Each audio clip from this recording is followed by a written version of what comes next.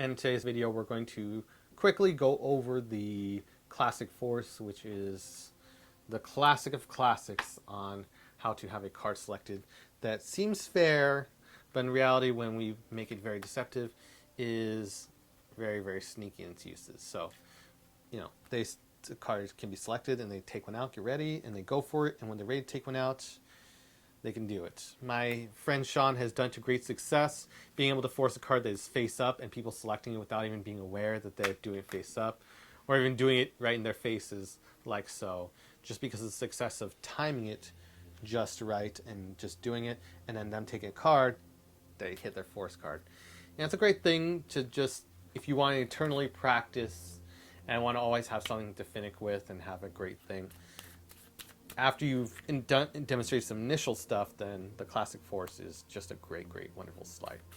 Again, because if you do the force too often, it's not even the force, it's more this gesture, the spreading of the cards like this. People think it's mostly always going to have us take a card and he's going to find it. And depending upon your character is what helps the effect survive from there. But why not surprise an audience with a route or a different garden path which they do not suspect? Maybe they get to take one. They don't know what you're going to do because it doesn't, or it just seems so different. Ways to make it different. So I strongly believe in Armstrong's advice he gave in Real Magic magazine, in Smaller Things, Big Difference. Can't remember which episode, but it was a great, great, great talk on the classic force, and amongst his different talks he got to do there. So for the classic force, let's say we have, I'll be using Jack of Hearts for this case. Okay. It's on top of the pack, and like the last video with the dribble, which I forgot to mention in the dribble video, that you could also, after dribbling, like after doing a force dribble, instead of just revealing the face card, you could actually reveal the top card right here, which probably a tip I should have left for the last video. But in this case, this is just for forcing the next card, because it's aimed towards what the specter's going to take, and it feels like a really free choice. So, just as before, we do a swing, so we have it from the Mechanics grip, transfer to the Biddle grip. Biddle grip can be either the first finger, second finger, and thumb, or it can be first finger in the front, second, third, fourth here, and we swing outwards, or whichever you want to do. So for this case, we'll just leave it to the first finger, second finger, and thumb for the classic force. Lift up and out 2/3 of, no, it actually could be half. Half or a third?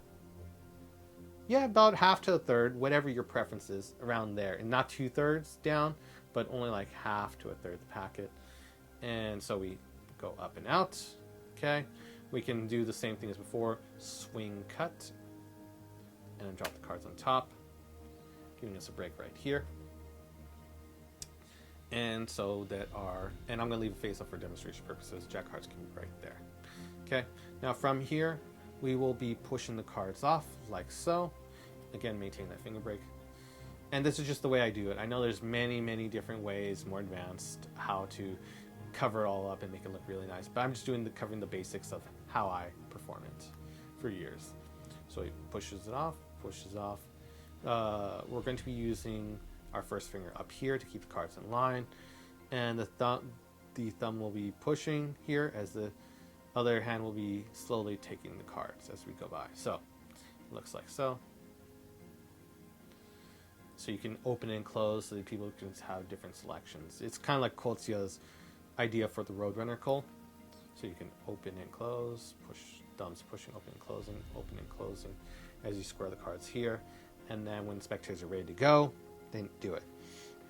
And again, it relies on timing. So like John Armstrong's famous idea in Small Things, Big Difference, was you have a little ball, push it off, and then when it comes back towards you, you force the card. When the hand comes towards you, you force the card every time. And so you can start off slow and then push when it's time to the card. So, or you can keep a decently medium speed, a slow to medium speed.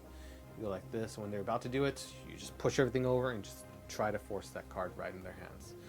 So let's say I'm doing it towards the box right here as a rudimentary example.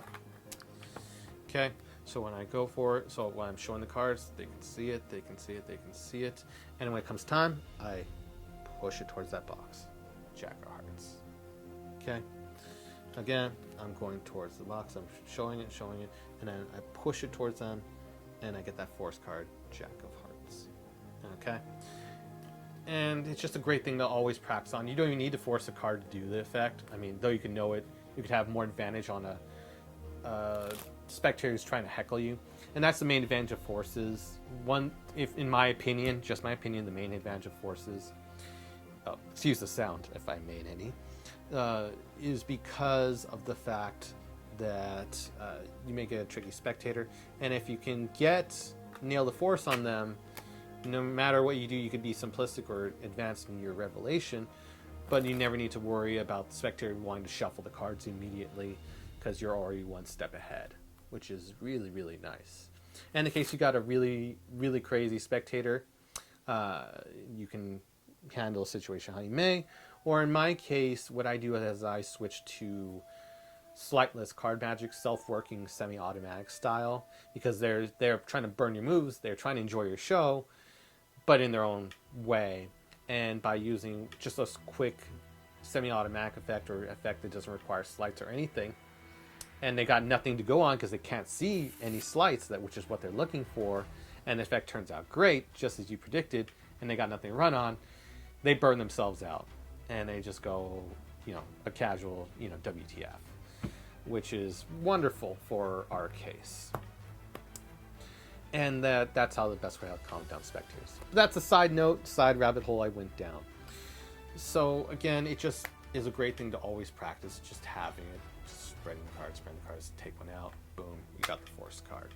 And it's one I actually used in Tony's card trick, where I was actually brave enough to force cards all day, so I could be able to do a switch, and then you just type in Tony's, Toni, Tony's card trick, and it's just a great, great trick I've used a lot. Well, did a lot for a girl named Tony who had passed away. I fundraised using that card trick, Tony's card trick, and gave all the money to them so they can help with the funds. It was really cool to see that be done. And that said, it's just a wonderful thing. So for whatever you want to do, whatever effect, you always have the classic force to rely on. Or to practice so you can rely on. I like it. A lot of people like it. They hold it robustly as their thing that they love to do. So it's something you can always work towards. And with that said, hope you're having a wonderful day. Like and subscribe, and see you in the next video.